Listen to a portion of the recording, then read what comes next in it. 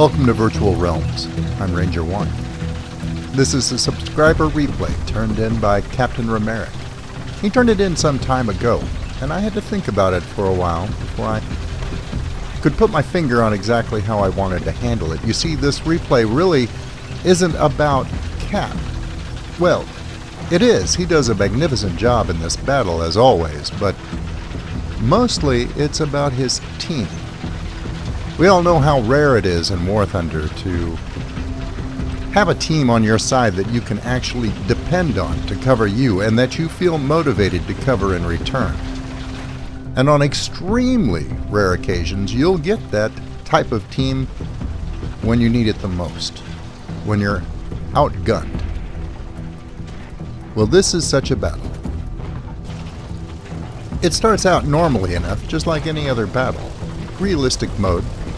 There's only one capture point in the center of the map, and Cap has moved forward to see if he can take care of any snipers he thinks may move in on the far side of the lake. That threat doesn't materialize, and that changes the whole scope of this battle. Coming up behind Cap is another player and a Tiger 2. His name is Axic, and we're going to call him Axe for short during this video. And Cap obligingly moves so as not to block his entrance to the field of battle. The capture zone is directly ahead of the two on the other side of this building. Axe will move forward and immediately fire at something on the other side. Pulls back, looks at Cap as if to say, "Are you going to back my play?"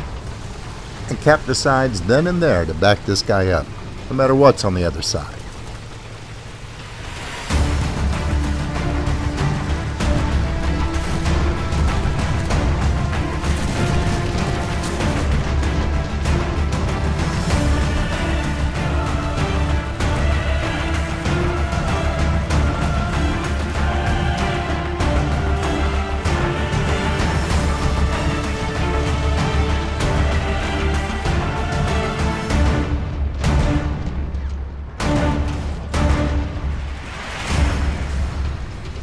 Cap freely admitted to me that a T-10M was probably the last thing he wanted to see on the other side of that building.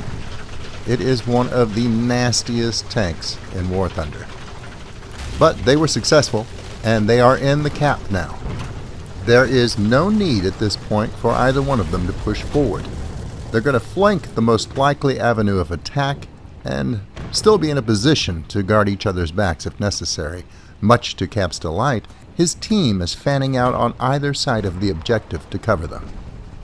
It's not often that you see such instinctively good gameplay from the members you usually draw in a random match. And that's all to the good, because Axe and Cap are sitting squarely on the sole objective that the enemy team is going to focus on coming after. And if the flanks fall behind them and Cap and Axe get encircled, they are going to be in a very bad situation very quickly.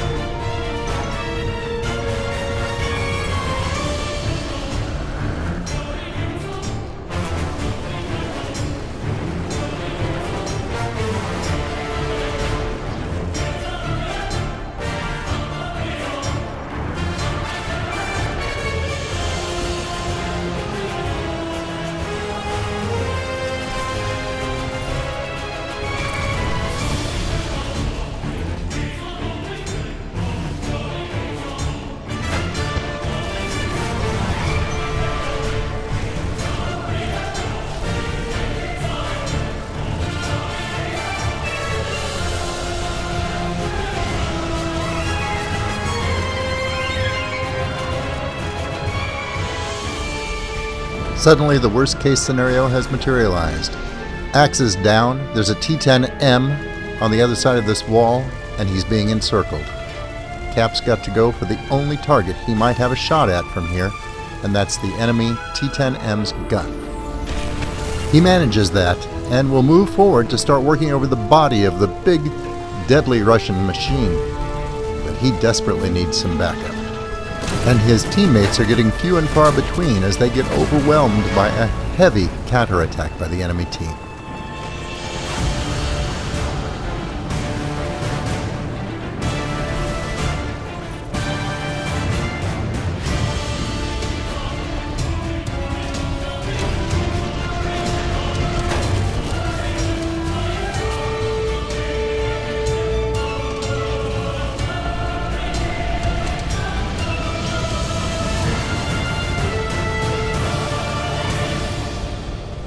Again, Cap's team comes through. Black Lantern and an M60 takes out the T-10M, but Cap's under attack from the rear now. In this square, two tanks can cover each other fairly well, but a lone tank can't cover all avenues of approach. Fortunately, Black Lantern again covers his rear and takes out the Russian AAA before it can do more than set Cap on fire. He extinguishes the flames and begins to repair. Now, Axe may be down, but he's not out. As a matter of fact, he's jumped into a Kugelblitz and is on his way to provide backup to Cap yet again. It's just a question of whether he'll get there in time.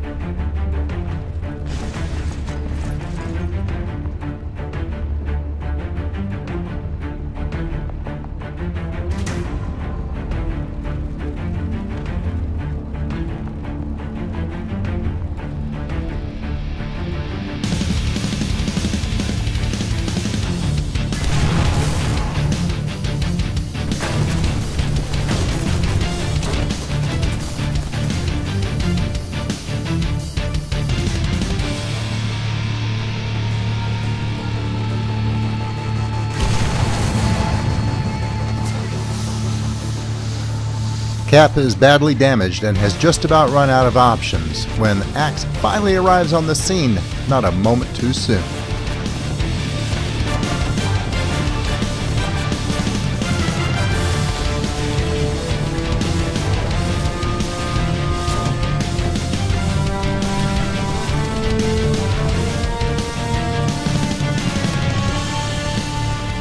The two will riddle the Russian tank destroyer with anti-aircraft and 50 caliber machine gun fire, incapacitating it until Cap can put in the final blow.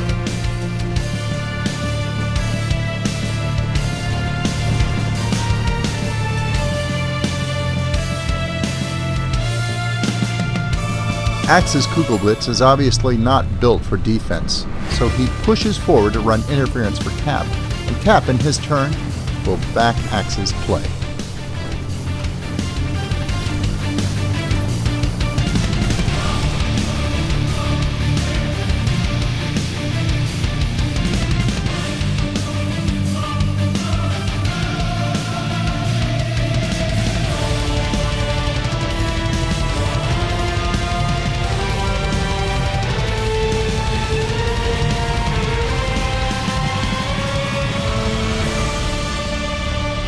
Cap finished off the first ZSU with machine gun fire, and managed to drive off the second one, who is flanking around to get the drop on Axe, but Cap's waiting for him.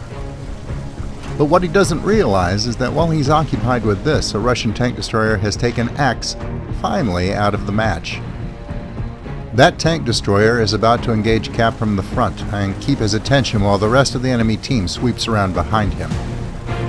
Cap's team is on its way, what's left of it, to try and back him up. The only question is, will Cap be able to survive long enough to secure the match?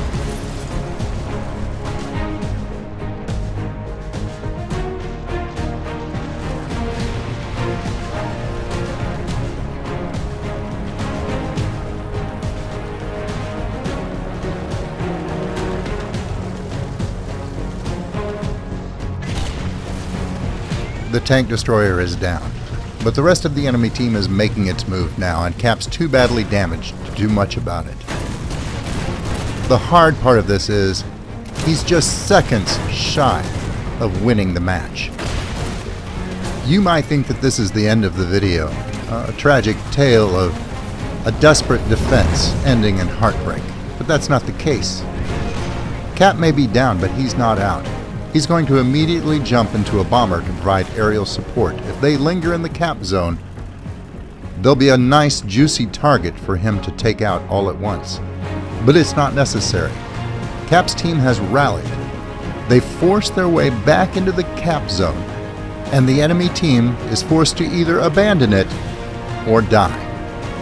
A gentleman by the name of Unkind in his Panther does a magnificent job, killing an IS-3 on his own before he is taken out in turn, allowing the few surviving members of Cap's team to retake the Cap long enough to secure the win. I wanted to show you this battle because it stands as an excellent testament to what can be accomplished by a few good men, especially when they make that simple yet oh so rarely seen decision to cover each other's back no matter the cost. That's all I have for you today. Until I see you again, good hunting. Thanks for watching. I hope you were entertained. If you liked the video, please remember to subscribe. And if you're already a subscriber, thank you. And I'll see you next time.